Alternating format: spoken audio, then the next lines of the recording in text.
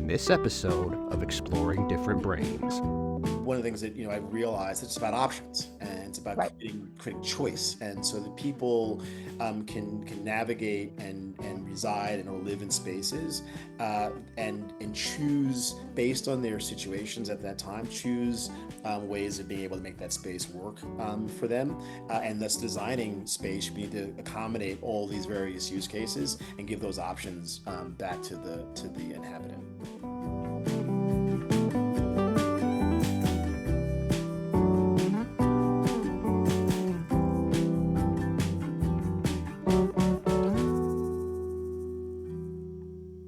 Hello, and welcome to Exploring Different Brains. I am B. Moise, and I will be your host today. And I'm so excited. I'm very excited to welcome Alex Norman as my guest.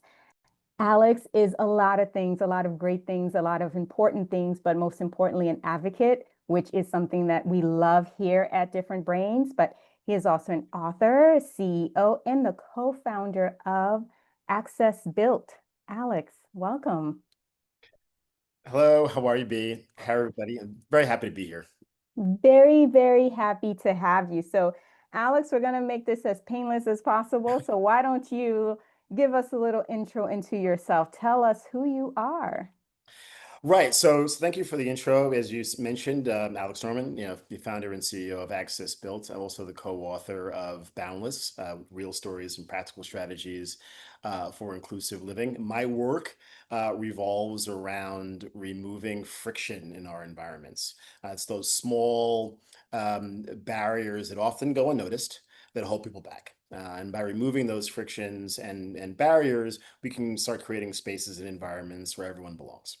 I love that because I love that your mission is where everyone belongs, not just certain people, not just some, but all. I love, love, love that. So, obviously, this is more to you than just a work. This is more than a job. It sounds like a mission. So, can you give us a little bit more about the mission and the work of Access Built? Yeah, it's actually quite simple. We help companies reimagine environments so that they're more inclusive.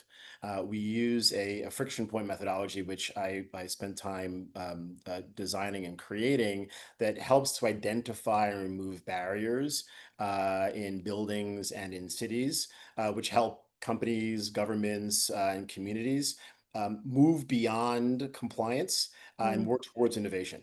Because we believe that when you make spaces and environments better for people of all conditions, you make spaces and environments better for everyone. And ultimately, that's really the goal, and our human right, if you will, to belong. I love that. I love that. Again, I love the space of belonging. I really do. I think that's a great mission to have. So, what led you to this? Like, how did you get here? Like, how? What's the process? Like, how did you end up being here? Yeah, well, to answer, it's a very sort of interesting journey. I've always spent my career in advertising, consumer research, understanding human behavior and intent, and doing a lot of research, both qualitative and quantitative, and around the country and around, in some cases, around the world, in different countries and cities, and that uh, created an Mm, innate sense of curiosity for me to understand the human condition more. And also, as a leader in human-centered design thinking, I've also spent a lot of time applying empathy and the human behavior into designing products and services. But when it hit home for me was when my dad was living with Alzheimer's at the time, started to contract a heart condition as well as kidney failure. And so I was living in New York, and my dad and my mother were living in Miami, and his condition, his physical health was failing. And so I mhm. decided to leave advertising and services, and spend time with my parents and helping him out. And as I was on the ground and in the home, we were dealing with a lot of challenges, and it was Yeah. realizing that as his condition and his health was declining, the environment in which he was living, our home, was becoming more dangerous and less safe. And when I was reaching out to individuals in the community, like design professionals, architects, contractors, to find ways that we can make the home more adaptable to his multifaceted condition. Hmm. They would come in and then they would offer grab bars and ramps and lower sinks in the bathroom, and I said that was is missing the point, Right, because of his cognitive right. as well as physical decline. And so I decided to start to do some research and understand, okay, well, what are some of the ways in which we can design and think about space that is personal, that Yeah, addresses disability at first, but then it's really about the condition, because it's not just disability; it's about things that are also adaptable and work well for my dad as well as my mother, who didn't have those conditions in in one house. So that's where it started, and then I created a company, brought a couple of friends who also had parents who were aging and were aging in place, who wanted to stay at home, and we decided to build a business. And at first, we didn't know really where we were going, but being in Florida, in Southern Florida, and Miami in particular, there were a lot of folks, friends of my parents, who were aging, who had the same hmm, challenges, and so we hmm. started doing home redesign, and then it grew into my curiosity, understanding, well, okay, there's many conditions that overlap with seniors who are aging, at the same time people who have always been living with disabilities and conditions, and how do we think about more holistically about how we approach remodeling a home, and thinking about space in a way that's more accommodating. So that's kind of how it started. I realized, as we didn't know what we didn't know, and so as we got out in the market, we realized there were more people that were dealing with the same issues, Yeah. just like us. And so we decided, we found friends, we found partners, we found collaborators along the way that helped us grow.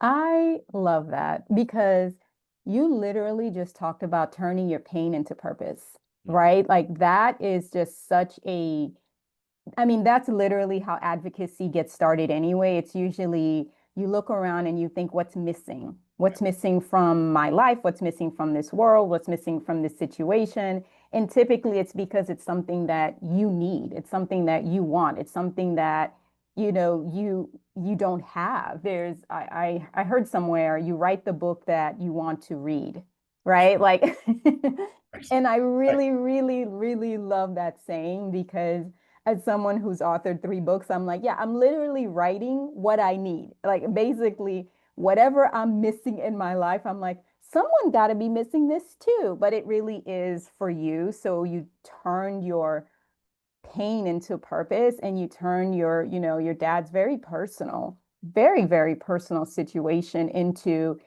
there's more to this, and not just the aspect of the person in need, but the caregiver.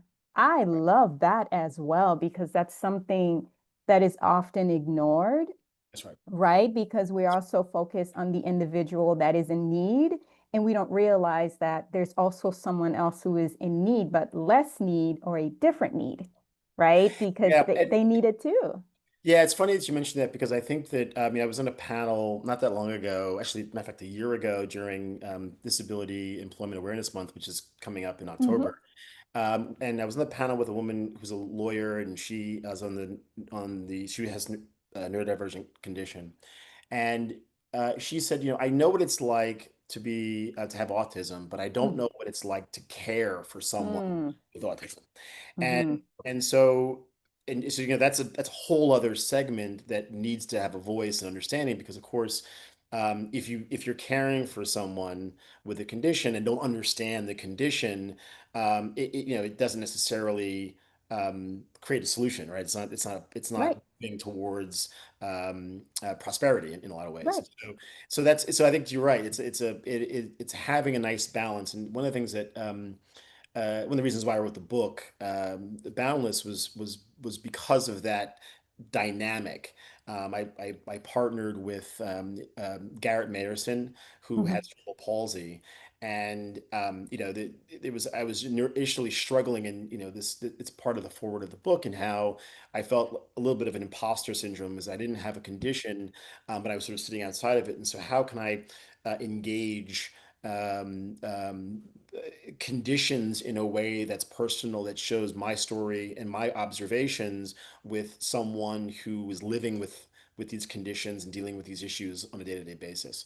And telling stories through that lens was really fascinating. And then ultimately giving the reader a way to act and to do something and change the environment was kind of the power of the book.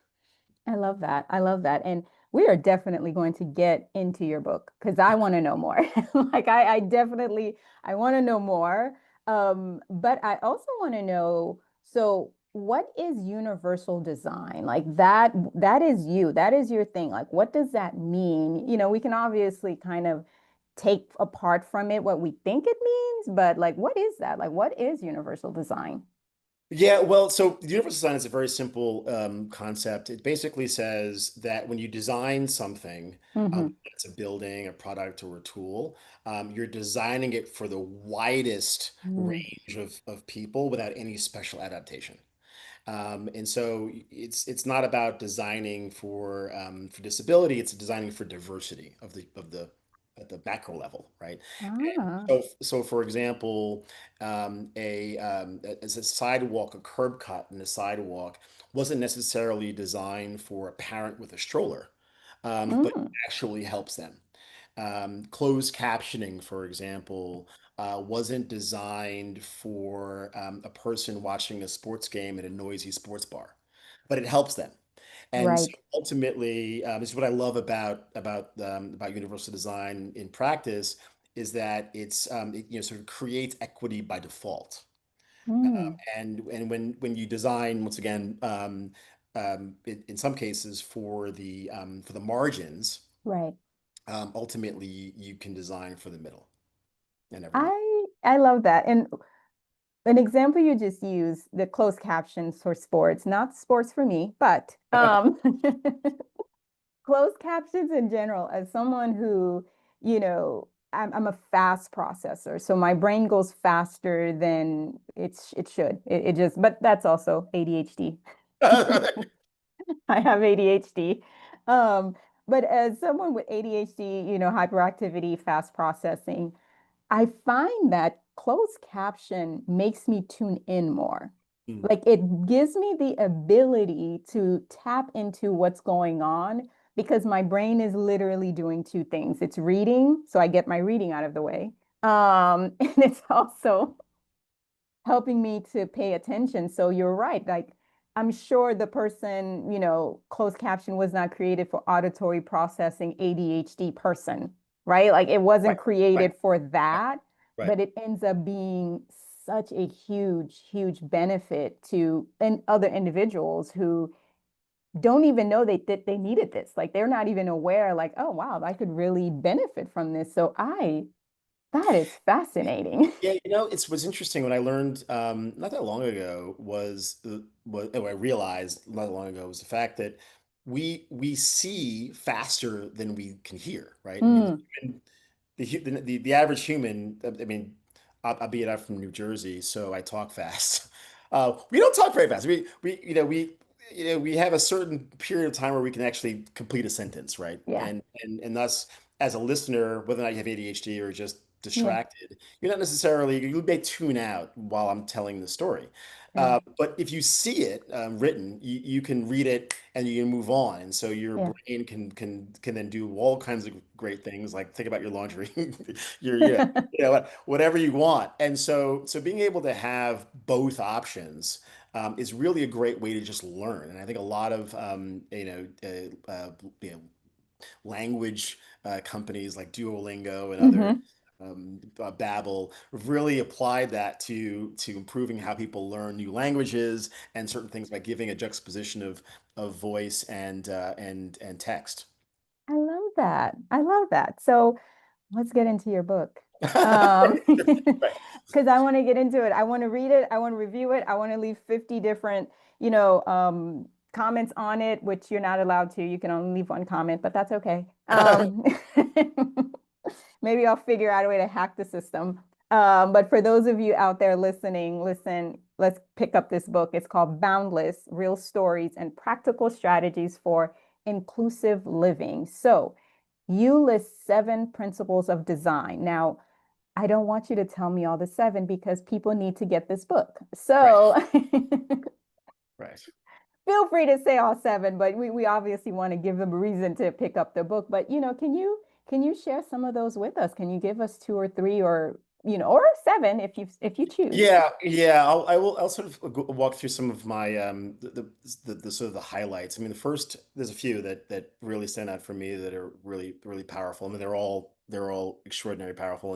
And just so you know, the way the book is written is each chapter is a principle, and Hmm. um, it starts with a story about what I've seen or experienced, or Garrett has seen and experienced that applies in the world, and whether or not that's in the U.S. and I traveled. Mm. I was in Europe, and I was in Asia and Japan specifically. Um, what I experienced that applies to that principle, and my observations around that, and then I go into describing each principles. But the first principle is really interesting. It's called equitable use, and it's really basic. Obviously, understanding that space should work for everybody. I think Right. that's a really important point. And things like and a good example of that in the world is automatic doors. Right, it's like, okay, you go, it opens, and everyone enters. It's Yeah. not do It's anything. accessible to all. Everyone appreciates an Right. automatic door, regardless of who you are. The second is flexibility in use, which is also really fascinating. And what that really means is that the products and services can adapt for different use cases. And a great example of flexible use is a scissor that is both usable by right and left hand. Okay, it's like Ah, simple. It's a simple design that's yeah. elegant, that just works for different use cases and different Yeah. people with different conditions, if you will. The third that really is fascinating to me is called simple and intuitive use. Um, and that's things like making products easy to understand. And a good example of that is touchscreens at ATMs. Right. And so if you know that, when the ATM experience has actually become so easy, and it's so simple. Right. Right. It's um it's intuitive. You don't need to ask someone necessarily how to use an ATM machine. It's pretty self-explanatory. And that's really that was a design evolution, right? It wasn't something that Right. automatically sort of came to life when the first ATM was invented, right?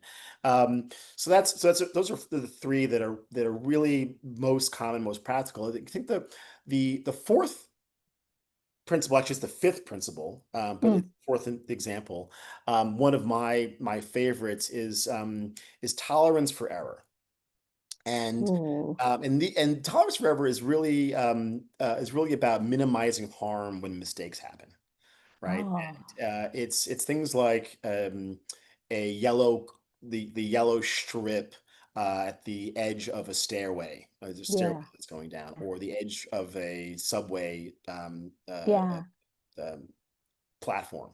Hmm. Basically, it's saying that we all make mistakes. I mean, humanity is not infallible. We do make errors. We are distracted sometimes. Right. So you can design for people on the margins, which are people that may have mobility issues, or may need to have a corrugated, textured strip that illustrates that, okay, we're going towards the end of something, Mm. or someone who just is not paying attention, who's Hmm. phone, walking towards the edge of a stairwell, and then feels that change in texture, and then looks up and recognizes, okay, there's something's about to go down.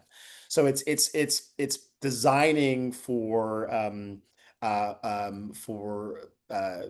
infallibility. And what I love about this is that it's a quote that I use in the book. It's basically, design isn't about perfection.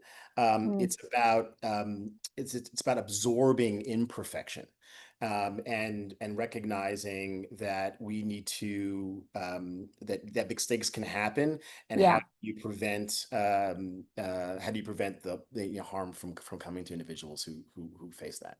So that's kind of the principles, and ultimately, what I love about universal design in general, once again, is the fact that it's an idea that Hmm. that that all products can work for everyone. And this individual by Bill, name is Bill Stamp, who was a designer. Designed the Aeron chair, and which everyone knows about. He's an early pioneer of universal design. And I think it's a quote from him that I in the book that I use, is that he says that the essence of universal design lies in its ability to create beauty and mediate extremes without destroying differences. Which I think Oh, is really, really fascinating in how he approaches and thinks about design, and how we should all kind of think about spaces in our environments, and hopefully, to do something about it. I love that. I mean, I love everything you just said, but something that you really, really said, that really resonate with me well is basically not punishing someone for being different, Yeah. right? Or for them, or not having what looks like a consequence for just existing, right? Like they exist and now there's a consequence due to that. And a few years ago, I was in Miami, and something I noticed, we were on the crosswalk, and I thought this was a really wonderful blend of design because the crosswalk, it has the two-way thing, and then it has a little man walking, and then it has this do not walk. So visually it's very apparent what you need to do. Um, but again, ADHD, sometimes I don't pay attention. You kind of push the button and you're waiting for the crosswalk and to give you the signal, and it kept saying, do not walk, do not walk, do not walk. Yeah. Yeah. And I thought, I'm like, okay, I guess I'm not walking. Right. I don't know Right. if this would work in New York though, but I was just saying, like, because I was just recently in Manhattan, and I'm like, if this would work here, but I did love that Miami strategy of it was in South Beach. Oh, was it Miami Beach? But anyway, but it was basically saying do not walk, and it was like walk, walk, walk. So it was either, so there was a visual component of, hey, look, don't do this, like stop it. And then there was this auditory input as well. If you're distracted, if you're not paying attention. So I do, where you won't feel like it's a big consequence if you're not paying attention and it's not intentional, right? Like sometimes we just have different learners, have different ways of absorbing information. So we're not just referencing, you know, physical able-bodied person, or but also the invisible body, like the invisible disabilities that exist, especially with the neurodivergent crew, and group and subset of people. So what part of, you know, your design elements that can also be helpful for neurodivergent individuals, such as myself with ADHD and dyslexia? So it's kind of one of those things where I'm an author who has dyslexia, Mm. so thank goodness for spell checker. I mean, really, let's give this person a round of applause. So, like, so what part of your design element that can also be helpful to not just someone like myself, but, our neurodivergent individuals?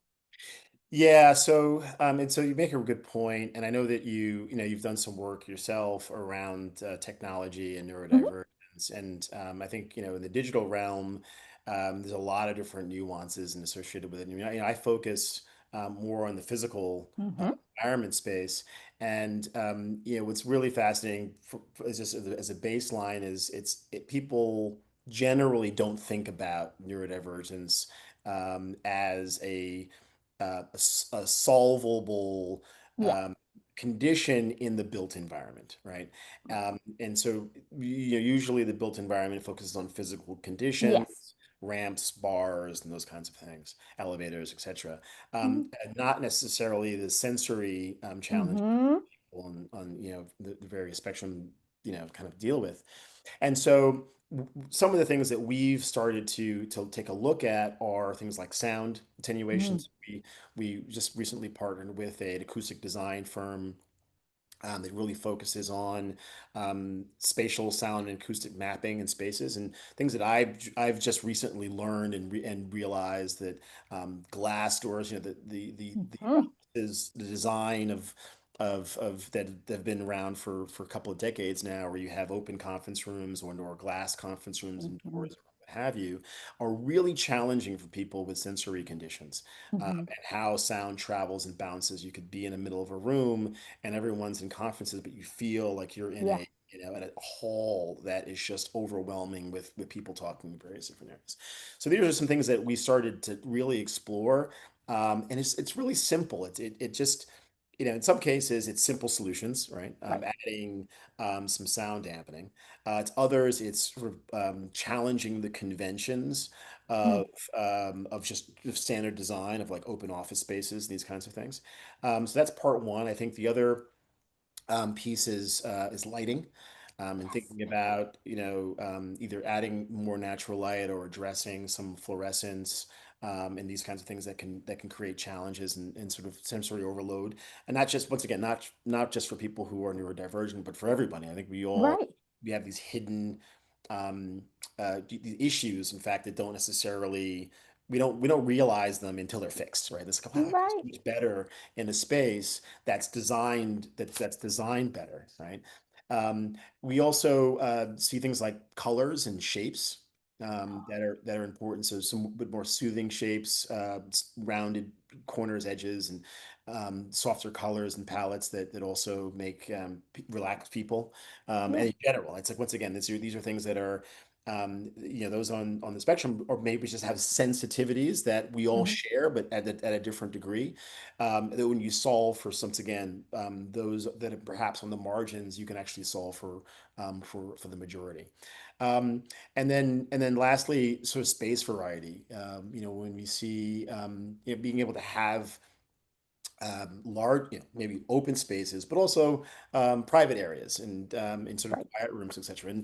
So ultimately, one of the things that I realized, it's about options, and it's about Right. creating choice, and so that people can navigate and reside and or live in spaces, and choose based on their situations at that time, choose ways of being able to make that space work for them, and thus designing space. We need to accommodate all these various use cases and give those options back to the inhabitant. You literally gave examples of so many different neurodivergent traits and tendencies with, lighting is a big one. For me, sensory issues tend to be, I'm not a fan of bright things, Mhm. which is weird because I have a very bright personality. And I'm very like loud, but I prefer darkness and I prefer it to be like, I love a very moody, dark day. I think I should move to Washington State. I'm living in the wrong place. But that's a pretty big one. So you touch on, the sensory sensitivity with light. You've also touched on sound, which is another big one for neurodivergent population who have sensory overload when it comes to being, it's hard to take in too much input. So sometimes they kind of need the environment to be muted, Right. not just visually, but auditory wise. They kind of need it to calm down. And another one, and also with that, you touched upon individuals who have color blindness, Mhm. right? Because sometimes not all of us can see colors. Some of us, That's right. I am wearing a yellow shirt to you and I, to other someone else, I'm wearing a shirt, right? Like that's just what it looks like. And I think, especially with the light and the sound and the color, we touch on the other in the disability that is unknown, which are, individuals who suffer from migraines, where those three things can make work environment incredibly painful to endure because it's too loud, it's too bright, and it's too much.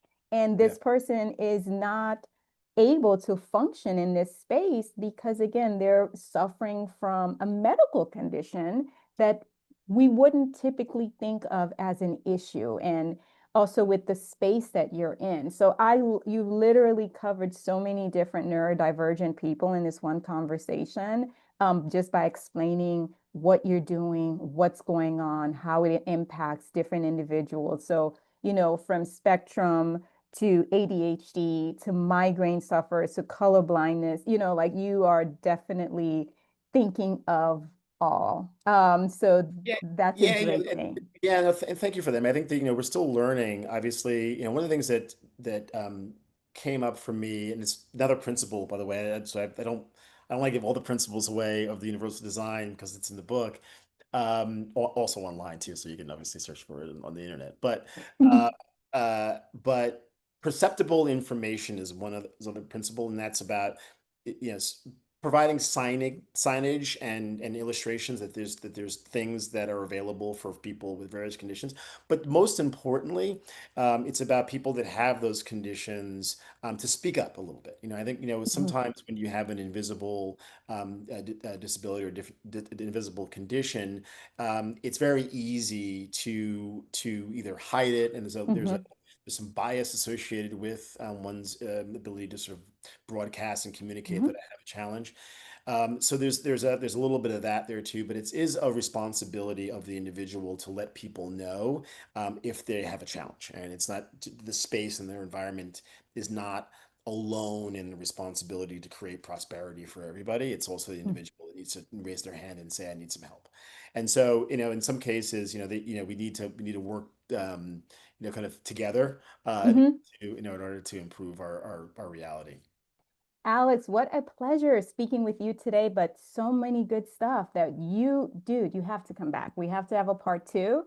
Looking forward. So where can we find you? We're going to do a part two, but how can people get a hold of you and your work? Where are you? How can we find you? All right. Well, thanks for asking me. First of all, thanks for inviting me back. You can find me on the website, accessbuilt.com, where you can also book some time with me for a free consultation, a free chat. I'm also available on Amazon, as you mentioned, Boundless. Please, pick up a copy if you can. In addition, I'm on LinkedIn, so I'd love to be able to get invitations and meet for coffee. I'm always open to talking about some of these ideas, sharing some insights, also meeting other leaders and advocates in the space, so we can expand the work that we're doing together. I think as a community of advocacy, we can do more and affect more change. So very much looking forward to connecting with everybody online or off in the near future. Yay, Alex, it's been great.